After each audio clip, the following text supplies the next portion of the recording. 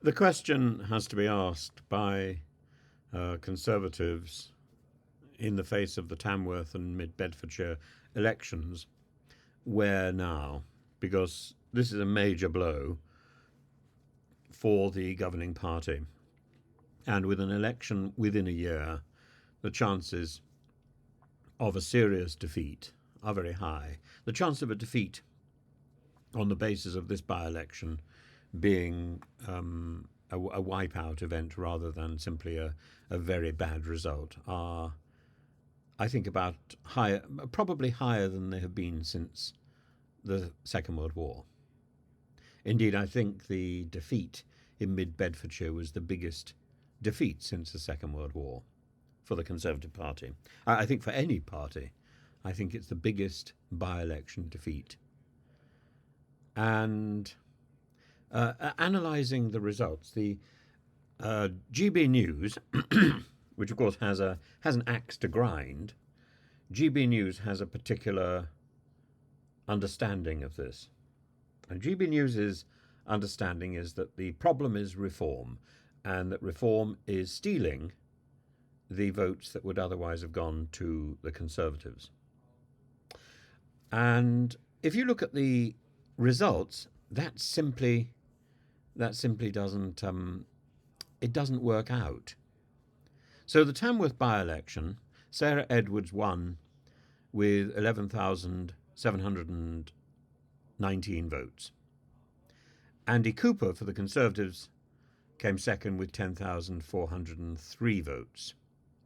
Ian Cooper, I don't think they're related, got 1,373 votes. Well, the Tamworth Labour candidate won by 1,316 votes. So even if Ian Cooper had not stood, would he have taken enough votes from the Conservatives to ensure a loss? The answer is yes, of course he would. When you look at the Mid Bedfordshire election, the result is even more striking. So Alistair Strathern won with 13,872 votes. Alistair Strathern was the fellow whose partner is the eco person, and he was photographed playing the part of a zombie, and of course the government has been very negative about the eco activism, and now somebody who is directly involved in that is in Parliament courtesy of Nadine Dorries. I find that rather entertaining. Festus Akimbusoye for the Conservatives got 12,680 votes. The Lib Dems did incredibly well at 9,420 votes, and Dave Holland for Reform got 1,487 votes. Now, that's the difference between Labour and the Conservatives is 1,192. So again, it barely works. But in the Mid Bedfordshire result, you can see very clearly that the frustrated Conservative voters have almost certainly turned to the Lib Democrats. That's presumably because the fair and true party of Gina Miller isn't available. And otherwise, I imagine some of them might have turned to that, because the assumption with middle-of-the-road conservatism is that the problem is with Brexit, not with the Brexit itself, but with the implementation of it, which is so bad it might just as well not have happened. There are some of us, like me, who didn't want Brexit at all. But this isn't about bemoaning. This is about recognising that Brexit has brought no benefits at all, and that we have squandered our responsibility and shirked our duty to Europe at a time when Europe needed us, at a time when we need unity, at a time when we need to be working together in the face of hostilities in Ukraine, hostilities in Israel. We are fractured, and we are singing from different hymn sheets. This cannot be good. The Mr.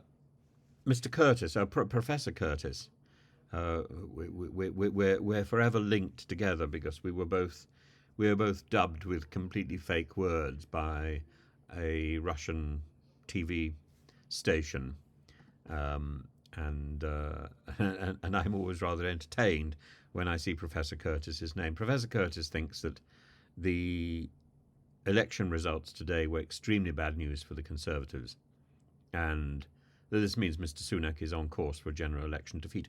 I don't think there's any doubt about that. He says this isn't destiny, it's a pointer, and it's a pointer that unless the Conservatives can fairly dramatically and fairly radically turn things round, then they are in truth staring defeat in the face in 12 months' time. And he said that the Tamworth result showed a healthy number of votes for Reform UK, effectively for UKIP, and said that the Conservatives may get caught in a pincer movement between some of their former Leave voters wandering off to Labour and others going off to Reform UK. I think the more likely thing is that they will go off to the Liberal Democrats. And the Liberal Democrats, even if they're not going to get power, will soak up that vote. So the Conservatives have up till now assumed that the Liberal Democrats would divide the Labour vote. Instead, they're now performing another function. They're soaking up the vote that would otherwise have gone to the Conservatives. The majority of Conservatives are not, if they're not happy with this government, they're not going over to the more right wing, to Reform. They're going towards the Liberal Democrats. It's the Liberal Democrats which are flourishing, and it's that which is so clear to see in the mid-Bedfordshire by-election result. It's not so clear, of course, in Tamworth. In Tamworth, the Liberal Democrats barely managed 400 votes. They got the same number of votes, literally, as the Green candidate, which means in Tamworth they're fairly absurd. But nevertheless, even taking that, I don't think giving the Conservatives 1,373 votes, well, it would have just inched them over the line. But I don't think that's the issue. I don't think that the Conservatives, by being more aggressively right wing, by taking on more of the uniform of Suella Braverman, are actually going to win against Labour. I don't think that's the solution. I think the solution, if the Conservatives want to win, is to redefine themselves as a centrist party. But I don't think there's time for that, and I think it's more likely that the Conservatives are going to lose. The better question is whether or not the Conservatives are prepared to prepare for opposition. And if the moment they lose, in 12 months' time, they go into free fall and to squabbling among themselves, they are doomed. They are doomed to a cycle of one generation, maybe more, in electoral nonsense and out of power. I think if the Suella Braverman camp continue with its nastiness and its power and its control of the direction of the Conservative Party, the chances are the Conservative Party will destroy itself by the next election or shortly after. It will become a party that is unelectable.